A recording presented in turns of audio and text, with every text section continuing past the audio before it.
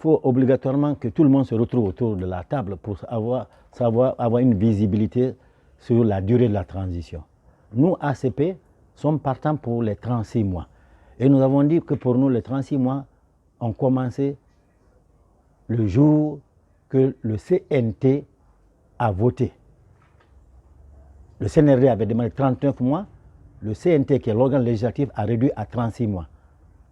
Et pour nous, comme dans le CNT, toutes les couches, toutes les corporations et les partis politiques sont représentés, c'est la Guinée qui est là.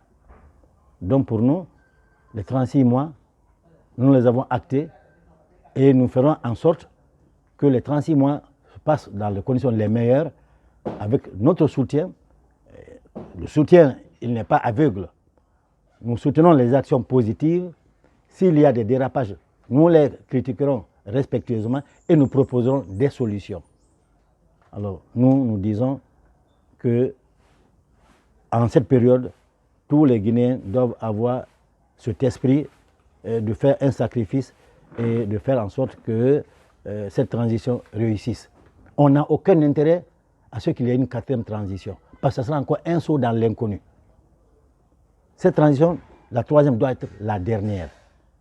Et nous demandons à la CEDEAO, qui est la communauté économique des États de l'Afrique de l'Ouest, et non la communauté politique, donc économique, qui sache qu'ils doivent tout faire pour que les pays de l'Afrique de l'Ouest sortent leur tête de l'eau en engranchant une évolution économique. Alors donc, si la CEDEAO sanctionne, elle aura failli à son rôle. Elle n'est pas politique. Elle n'est pas là pour les chefs d'État. Elle est là pour les peuples. Il faut d'ailleurs que ce soit une CEDEAO des peuples, pas une CEDEAO maintenant des chefs d'État, qui comprennent qu'ils doivent tout faire pour ne pas que la population souffre. S'ils sanctionnent, est-ce que c'est les membres du gouvernement qui vont en pâtir? Non. Est-ce que c'est le président de la République ou le chef de l'État qui va en pâtir? Je dis non. C'est nos parents qui vont en pâtir. C'est ce peuple qui va en souffrir. Et dans ce cas, ils n'auront pas été à la hauteur de la mission qui leur a été confiée et ceux pour lesquels ils se sont réunis. Donc, évitons ces sanctions et faisons en sorte que la CEDEAO vienne nous accompagner, pas venir nous sanctionner. Et nous étions déjà préparés, malgré nous, à accepter 72 mois après le passage en force de l'ancien président pour son troisième mandat. Il a annulé la Constitution de 2010, une nouvelle Constitution était là, la Constitution de 2020. Et il a prêté serment pour un mandat de 6 ans, soit 72 mois. Et vous vous souvenez que tout était arrangé pour que ça aille. Car vous avez remarqué que des partis politiques, non les moindres, étaient mis sous cloche. Les leaders charismatiques étaient muselés. Et il y avait des prisonniers politiques,